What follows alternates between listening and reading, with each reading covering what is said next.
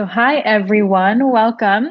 It's Tanya again from the MindSpark team, and it is with great pleasure today to co host today's third episode of a remote research webinar series with our very own Nikki, founder and CEO of MindSpark. I am so glad to be here with you today, Nikki. Thank you so much for coming out today. Happy to be here virtually. That's what we all do these days. We hang out virtually, so this is great. On that note, I was thinking we can just go ahead and get started. And as a side note for those of you who haven't joined us in our previous episodes, essentially MindSpark has put together this remote research toolbox series to help, other brands or other agencies to be exposed to these platforms and tools. So today we will be talking about Recollective. So definitely a fan favorite for many. I'm sure, I know that a lot of companies use this, as do we. And it is with great pleasure to have a little chat about this. Cool. So do you want me to just jump right in, tell you a little bit about, give you the lowdown on Give Recollective? us give us the lowdown, Nikki. Okay, so Recollective, like a lot of the stuff that we've been talking about in the series, Recollective is another platform, obviously made for online data collection. And this one, unlike some of the other ones that we've talked about, a lot of them do have qual and quant capabilities, but some of the ones that we've talked about only are qualitative, and Recollective can actually do a little bit of both. And this image is a great sort of like showcase for you to be able to see that you can collect all different kinds of data, so visual, textual, and etc. And then on the next slide, we have a little bit more information about how Recollective actually works. So basically, Recollective is an asynchronous platform. Well, actually, I take that back because I did just recently learn that they do IDIs, and I didn't know that. But they started out as an asynchronous platform. And so a lot of what you'll see is things like discussion threads. So there's a lot of threads that you can kind of launch online, and the moderator has a lot of different capabilities for how you can actually engage with the participants. It can be things like private messages, it can be things like commenting. And then also this slide talks a little bit about how you can help to manage participation, which in our case, our project management team does, along with our recruiters, to make sure that everybody is fully engaged, answering questions. And if anyone gets stuck, this is also kind of where we end up getting those messages and help them kind of get through and participate in the study. On the next slide, we can see a little bit more. This is actually a sort of example of how they have a drag and drop discussion board, which is really cool. So they've really worked hard on making sure that their discussion boards look really nice and are easy to use. You may feel like this discussion board looks a little bit like an online platform you may or may not be using, which shall not be named. But the goal is to kind of make this seem, really user friendly and like social media and things like that. And as such, you can encourage your participants to do things like each other's ideas with thumbs up and thumbs down. That's in the cases, of course, where the discussion is open. You can also do this exact same type of discussion board where it's private, and so participants cannot see each other's responses. On the next slide, we are talking a little bit about a study that MindSpark actually did a few months back in the day when businesses were functioning a little bit more, I don't want to say normally, differently than they are now. We were hired by one of our clients to take a look at how people actually interact with businesses. So the client essentially wanted to know, how do they find businesses? How do people find businesses? When they do find them, what kinds of information are they looking for? And how satisfied are they with the types of information that they find? And they didn't want this to necessarily be relegated to something like Google searches. And of course, it's a little bit difficult to find out that kind of information in an interview setting. So if I'm sitting across from you, whether that be virtually and we're both chatting, on a video discussion, or whether it's in person, I'm sitting across from you and I'm asking, okay, tell me about, what do you look for when you look for a hair salon? Well, maybe you don't know the answer to that question. So that's why in this particular case, we decided to do a diary study, because we know that people are actually looking for businesses all the time. So we wanted to really capture what they were doing in the moment. So we set up this study where we framed framed it as such that anytime somebody interacted with a business online, whether it was searching for a new business, searching for information about a business that they already knew and were familiar with, making recommendations, reviews, etc., that they interacted with our diary as well. So we asked for things like screenshots of the kinds of information that they were searching for and finding online. And then we asked about things like how satisfied they were with the information that they found, and was it what they were expecting, and etc. So that kind of sums up the overall objectives. And as the slide mentions here, we did this study in 4 different markets. We did it in Australia, Brazil, Indonesia, and the US at the end of 2019. So some of the strengths I already talked about, but just to kind of like run down the list. And this is where I needed to catch myself a couple minutes ago. I only recently just learned that they are able to do video IDIs. I didn't know that, and I'm actually really excited to try because we've used them for several other things, and I'm absolutely sure that their video IDIs are probably really good quality, since everything else that they do is. But yeah, that's a definite strength, is that they're able to offer several different ways to collect data. So again, we did a sort of diary study, which, as you can see, would fall here under journals. They have a real-time chat function and discussion forums, and the discussion forums are also really great. We just end up not using them as often because we tend to do the types of studies where we want to be able to allow participants to post a little bit more privately so that we're the only people seeing things. But discussion forums are really fascinating. Recollective's platform is the absolute best for that, in that it's just so easy to set it up. The drag and drop feature makes it so much easier from a programming perspective. And again, tasks type vary, so we're able to see things like video, screen capture, all this kind of stuff. They have lots of different tools that you can tap into for things like co-creation. If you want to workshop with your participants, if you want to give them homework assignments, that's another really good thing Recollective is good for. I think one of the first few times I used Recollective was actually just to do homework assignments with participants before seeing them in focus groups.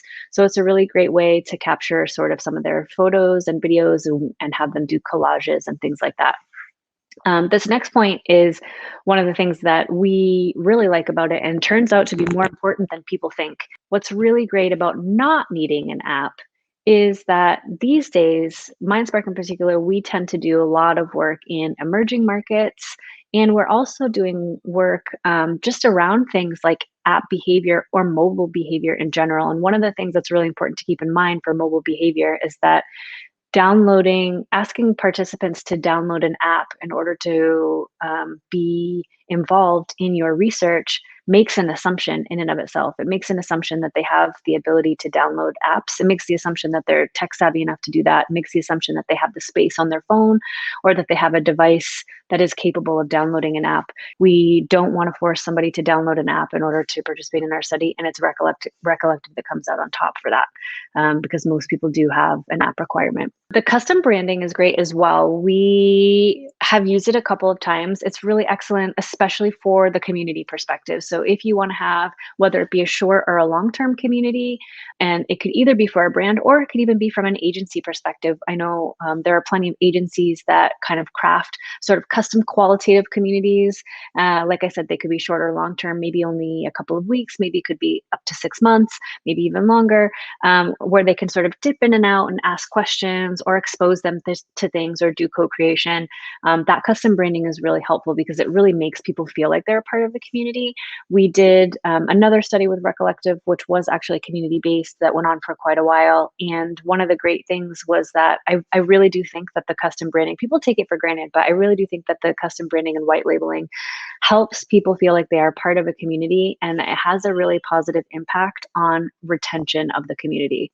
One of the other things that I added to this list in terms of things I really like is the gamification. I'm going to be completely transparent. We have not used the gamification feature of Recollective yet. However, we have done online qualitative stuff with, as I said, a wide variety of platforms. And it's one of those things where we have asked for it several times from other platforms, and it hasn't existed. And I really love everything I've seen about Recollective's gamification, and it can be so useful for so many things. Again, I would say medium to long-term communities, gamification is great.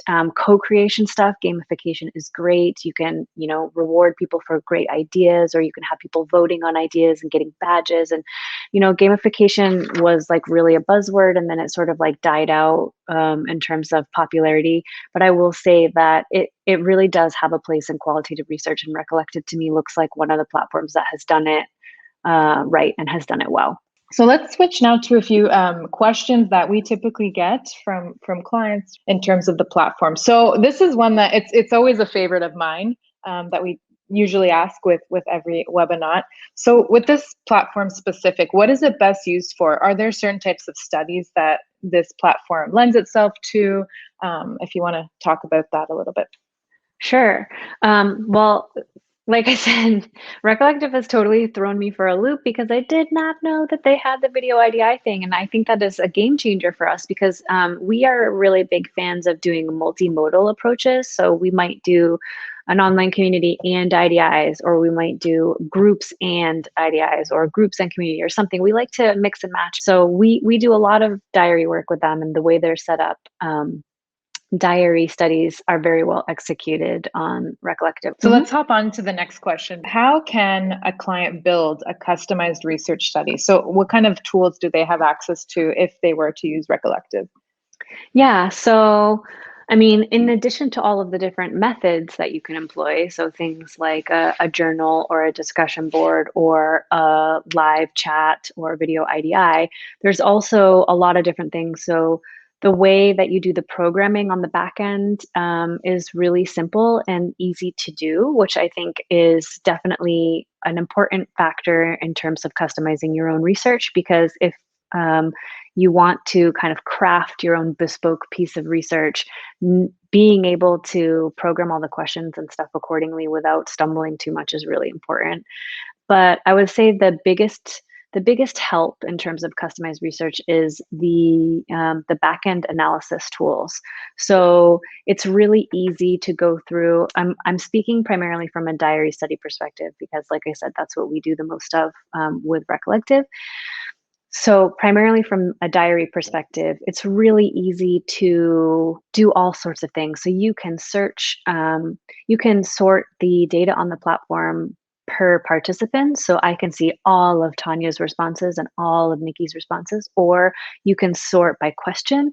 So I can say, show me everybody's responses for what they had for breakfast on day one, or you can search for all images. So you can say, okay, I want to see every single image that was taken so I can try to see what's being shown to me here. You can do keyword searches.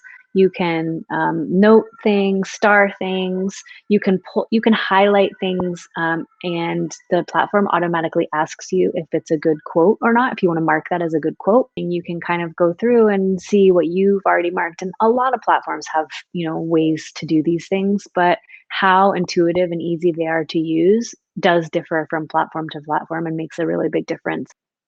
Okay, so clearly you have used this platform many a times. So which really flows into the next question perfectly. So how is your experience like whenever you've actually moderated on this platform? I'm sure you've done it several times. How do you feel as a moderator? Is it easy? Is it difficult? Is there I don't know. Go ahead.